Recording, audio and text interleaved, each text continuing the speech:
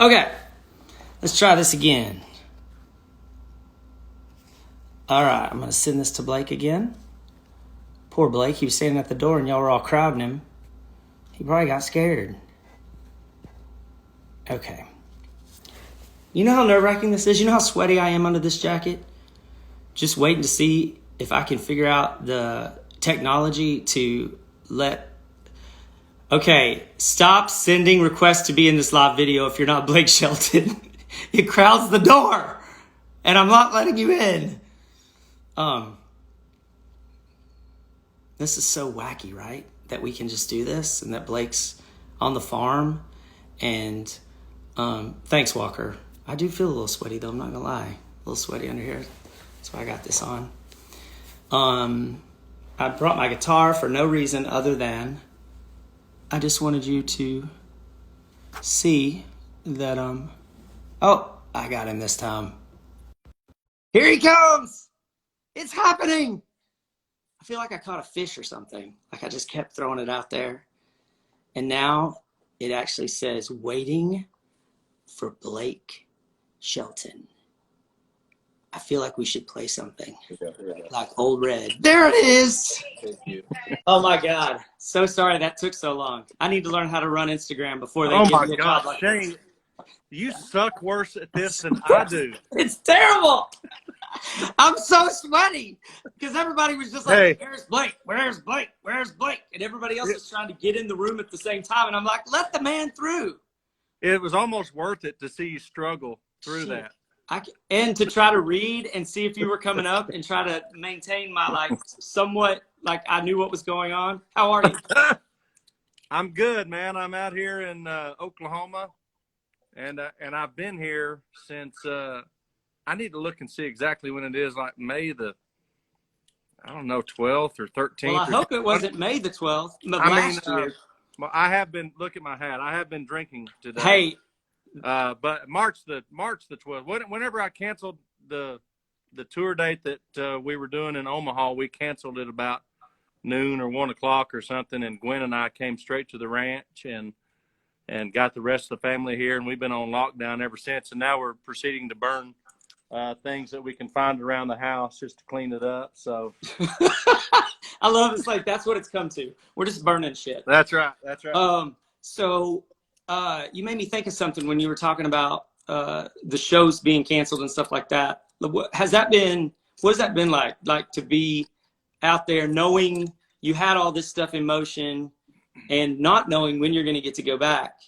Like, have you just let it go? Or you know, honestly, guys like you and me, we're going to be okay. We got it easy, you know.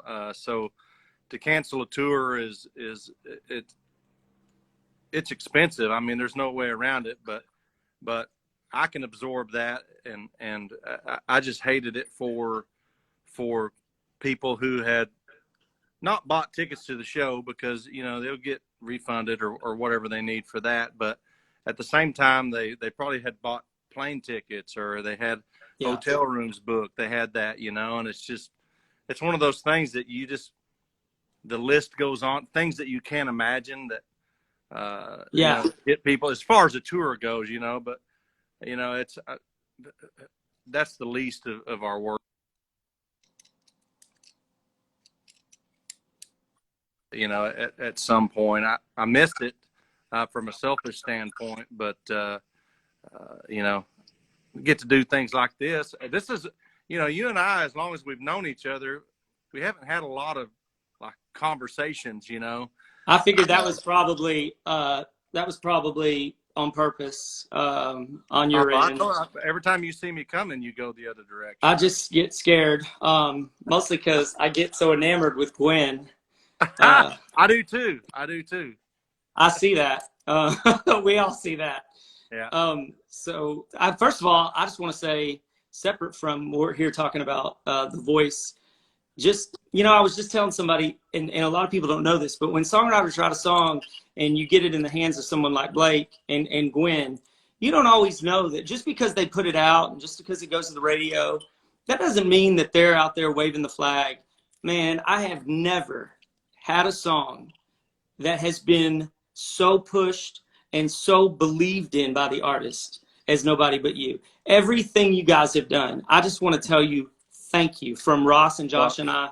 It really, really means the world to songwriters when the artist is like out there seriously waving the flag for it, man. I just appreciate it so much. I say the same thing to you, Shane. I mean, that song, Gwen and I feel like it was literally written for us, which was. I'm sure each one of you writers on the song wrote it about your own personal experiences, and that's what makes that song so great. That's what makes for a great song, is when you can take it and kind of apply it to your life, and it fits so perfectly. I tell Gwen all the time, my favorite part of the song is when you love someone, they say you set them free, but that ain't gonna work for me, because that's always been such a standard understood way of thinking. When you love something, let it go. But I've never really thought about, no, I'm sorry if it's selfish, but I can't. I mean, but really, if you really love someone that much, who the hell wants to do that? I know. I mean, and we both love that part of the song, so much. It just hit home with us, and now to see it, making its run towards the top, which, by the way, congratulations on that. Gwen and I were just in here toasting a minute ago that I think it's number three this week at Country Radio. It's gotten there very fast. I know, it's so crazy, and so we're hoping it goes all the way to the top, because for everybody involved, but for me personally, to know that Gwen Stefani is a part of a #1 country song. That's badass. I mean, what is this world? I know. What is this world? Look what you did. Well, speaking of like bringing people together in music, let's talk a little bit about The Voice. So now you got knockouts. Is that right? And the knockouts are happening, I think, tonight. And if that is what's happening tonight, then that means James Taylor, who is our the mega mentor. The mega mentor, that's what it's called. That was I know that what I was gonna say, what the hell was that like? I know, it was crazy. I'm sure you've met. He reminds me so much of Bobby Braddock, by the way. Oh, yeah, I totally see that. I don't know James Taylor, but I know Bobby, and I can see that. Their personalities are a lot alike, and they're just really thoughtful people and deep thinkers. And I don't know. I felt comfortable with James because he reminded me so much of Bobby. So, but aside from that, the artist, the talent, I had some of the toughest decisions I've ever had to make on this show this season. So, and that just as far as what, like trying to choose who you were going to have. And yes, I mean, look, when you get to, it's tough enough in the battles because you beg these people to be on your team. And then the first thing you do, the very next step is you kick half of them back off of your team, after you've begged them to be on there. I know. It's worst. And then the next thing you do is you do it again. You half it down again. And so, I don't know, this season I just felt a stronger connection to all of them. Yeah. A more personal connection to all of them. And that's the worst thing you can do. I did that the first few seasons, and it was just hard for me to not just feel that personal connection. And it's really impossible not to anyway, but you still have to, at the end of the day, make the best decision you can based on people's singing and their performances. And you kind of have to set the personal side of it, aside. And I relate to that, even just doing the second season of this show, because I get so invested, and I don't have people all along. We have different ones every week, but when you sit in a writing room with someone and you take someone's song and you break it apart and you change it and then you show it to the artist, and if it doesn't work out for them, I feel so responsible. And I had to approach this season a little different, sort of like what you just said. I had to go into it going, look, this is just one part of their journey. Right. I was sort of putting it all on this, because, I was actually on a show called Star Search back in the early 90s when I was a teenager. Were you on with Sinbad or Sawyer Brown? Hey, You know that show. I was on a couple years later than them, but I thought when I was on there and I lost, and I was like 15, and I remember thinking that was it. Like, this is everything I've hoped for. I finally got out of Mineral Wells, Texas, and they're gonna believe in me. And I had to go back and tell everybody I lost. And that's such a little part of my story, and that's what I try with these songwriters. It's like, just because you're standing here in front of Usher or Lady Antebellum or whoever, it doesn't mean that this is the one thing. It's never one thing. Right. And I think that's sort of what you're talking about. You feel like it's up to you. Right. Well, because, I think the difference in being told no at a publishing company or a record label versus being told no on national television, I mean, that's a harder pill to swallow in front of a lot of people. That's true. And I'm always try to be sensitive of that. And but at the same time, no is no, and there's never a good way to deliver that. When you know that that's their dream that you're saying no to in that moment, though. Yeah. And even though it is on national television, it's still just that one moment, which is the point that you're making. But again, it's on national television. It just makes it that much harder to do. By the way, hey, you talking about Star Search. So when I got to ask, were you on Veritas Records or on Curb Records? Which one was it? I was on Curb. I was on Curb proper. Okay. For some reason, I thought you worked with Tracy Gershon. No, but I know Tracy now, but I didn't work with her then. Yeah. But no, I was on Curb, and then of course Curb became 100 other things. I think I moved labels like 4 times while I was there. And I'm still signed to Curb Lake. I mean, a lot of people don't know that. We're all signed to Curb somehow, I think. I think so too. We're never getting off. Oh, seriously. So what's it been like working with that hack Nick Jonas? I mean, he was on Songland last year, so I got to see just how big of a jerk he was. I got to tell you, man, he may be the nicest person that I've ever worked with on The Voice, but at the same time, the suckiest piece of crap coach. He's just terrible. The history of The Voice, and I hope he's watching this right The now. suckiest. Because he just sucks. Oh my God. At coaching that I don't even know. And I hope he's watching this. I hope fans are YouTubing this, and oh, you're definitely gonna get him, because I want him to hear me say that he sucks. Yeah. Coaching on The Voice. Well, I'll make sure that he keep talking about The Voice. What about Songland? So second season's coming. Yeah. up, right? Tonight. Yeah. Tonight. We're riding y'all's coattails, baby. Right to some big ratings. All right. Yeah. So right after The Voice tonight, which is really honestly exciting as hell for us, because that's first of all, we're such a good match for you guys, because y'all, I've always said, like, The Voice is an unknown singer singing a really famous song. Mm-hmm. And now we have a really famous singer singing an unknown song. Yeah. And who's so tonight? Do you reveal that, or who is Wait, what'd you say? Who's the artist? Lady Antebellum. Tonight. Yeah. Yep. Wow. And do they get a good one? They have a serious, like, first of all the songs tonight are awesome. Of course, I'm biased, but I mean, they really have found, it's amazing how many songwriters are out there that have not had a shot. It blows. I'm sure you feel that way about the singers that you see. You're just like, how can there be this many talented people? And how the hell are we the ones on this side of things? It's funny because the way, not to get off topic, but the way my career started, I was obviously an unknown artist, and I was signed to Giant Records, and my first hit was a song written by 2 basically unknown songwriters. Austin, who's Kirsty Manna. It was her very first cut she ever had.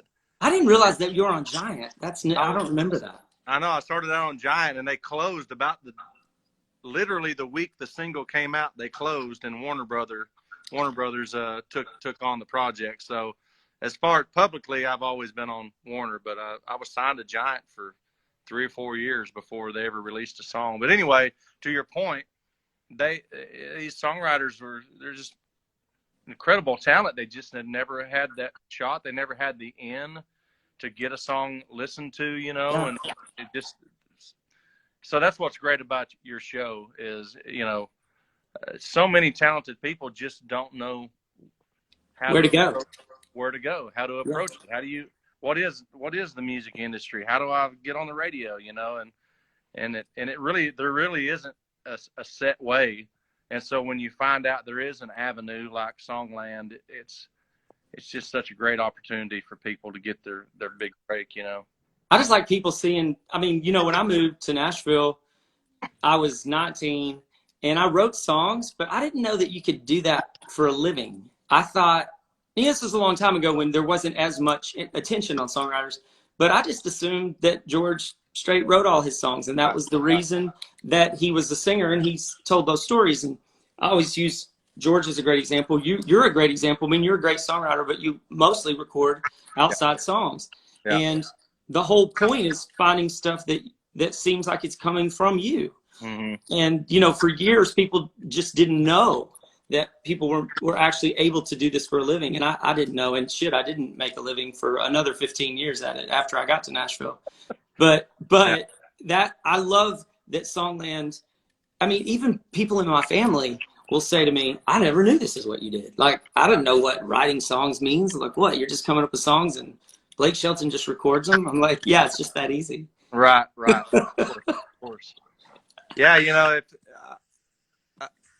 when I first moved to Nashville, I signed with, not first, but a few years later, I signed with Sony Tree Publishing. I don't even know what they call it now, but as a staff writer, and I just never really enjoyed writing songs as much as I loved being. I wanted to be a country singer, you know. Right. And so when I would write a song, it was a big deal to me, but I never felt like I was one of those guys like you that could just, you know, look at a campfire and pull something out of it and write a great song about it. You know, I just wanted to be one of those guys I heard on the radio, you know, and so luckily, between Bobby helping out and then, you know, 7 years or whatever worth of songwriting that I did up to that point that I made my first album, we were able to put together a decent first album that got my foot in the door, you know, and man, I got to tell you, after that, it was, I tried to backed off of songwriting as much as I could. You know, I've written over the years and I've enjoyed it when I've done it, but I way get into singing and performing more than I do the writing part of it. That's why I'm so thankful for guys like you that get in there and write something like nobody but you. I mean, look, I'm way into my career right now. I think next year will be 20 years I've been making records, and who would have ever thought that you know, I would still be having songs that break through like nobody but you, and it's because of what you do, and you've given me a shot with that great song. You know, it's well, you're welcome. As big of a hit as I've ever had. You know, Damn. so thank you. You're supposed to be kind of a shit when we talk. We're supposed to be dogging each other. Well, I mean, now that I've said that, you can kiss my ass. But I just wanted to say that. Well, everybody keeps reminding me on here down below that the voice starts in like 4 minutes. So, I mean, you got to change clothes and stuff, don't you? Oh my God, I got to take a shower real quick and get out there. Hey, I don't know how close Gwen is, but you make sure and tell her that we love her and that this is really awesome. And I'm so excited that people are going to see y'all tonight, and then hopefully keep those TVs tuned into Songland. Absolutely. Thank you for everything you do, man. And I sent you a new song for real. All right. Good. Okay. See you, buddy. Talk soon. See you, everybody. Thank you. Watch Songland. Watch it. See you later.